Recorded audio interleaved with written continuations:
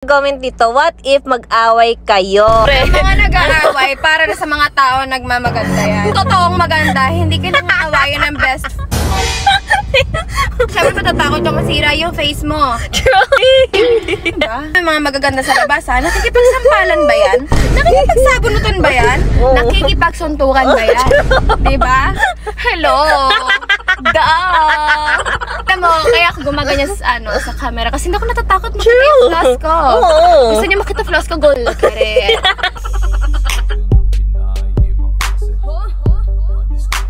Pre, may nag-comment dito, what if mag-away kayo?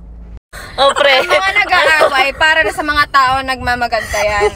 Kapag totoong maganda, hindi kailangan awayan ng best. Sige, maganda ka lang. Ang totoong maganda, hindi nakikipag-away sa best friend. Yes. Bakit mo naman naawayan yung best friend? Siyempre matatakot ka masira yung face mo. True.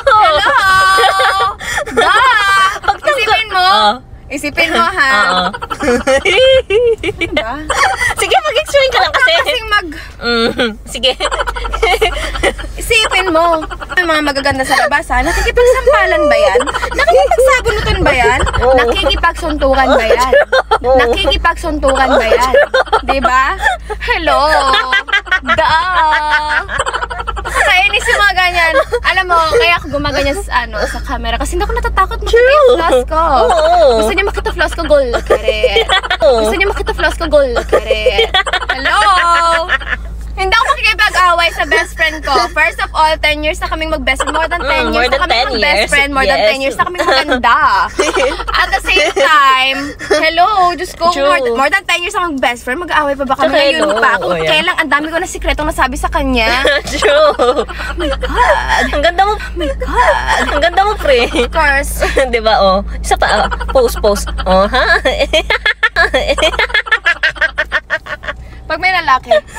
Oh, ay, ang cute mo naman yan, pre. Oh. Of course. Bogi. Alam mo, ganito lang yan. Kailangan pag maganda ka, kailangan walang sakita ng face. True. Yes, kailangan perfect.